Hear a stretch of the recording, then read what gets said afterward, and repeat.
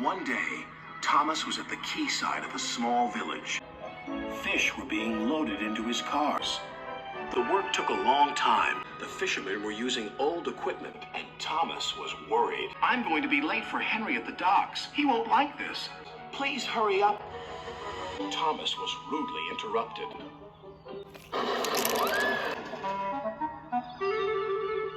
His driver and fireman laughed. "Phew," sniffed Thomas. "What a pong!" He was glad when they were speeding along the beautiful coastal run. Then they saw a man waving a red flag. "What's the matter now?" "High tides are damaging the track," reported the man. "I've marked the spot." "We'll go and inspect," said the driver.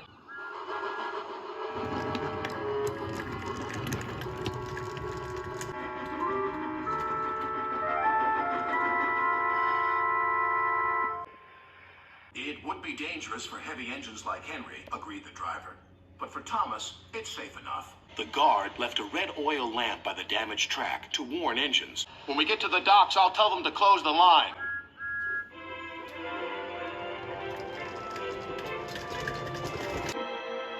Henry was waiting for Thomas's cars.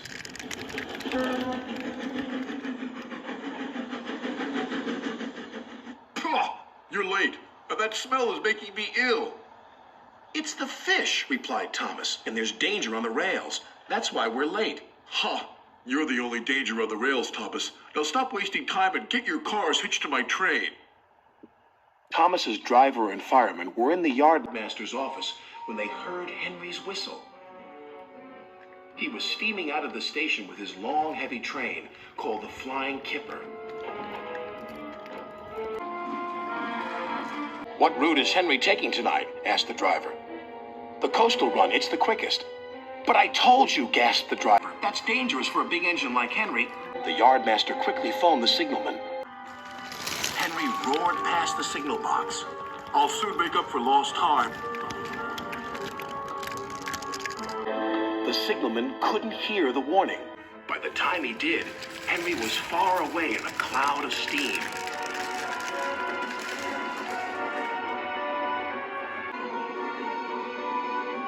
But when Henry reached the coastal track, his hopes for a fast run were dashed. Fog floated everywhere. "I can't see," cried Henry.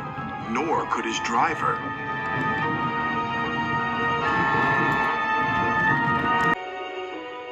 And when he could, it was too late.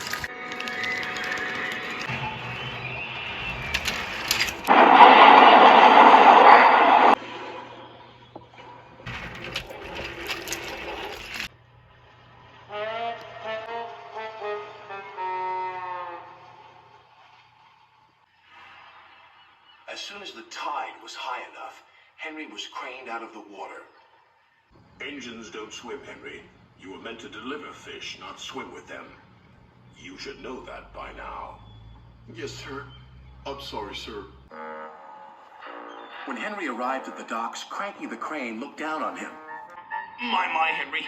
I expect you'll have some fishy tales to tell. But take my advice. Have a long hose down first." But there was worse to come. "Look, they've caught all this fish, and a green whale, too." "It's not a whale, it's a monster." Henry was most upset. Thomas now felt sorry for Henry. "Come on, your driver says it's time for a nice washdown. Then you'll feel much better."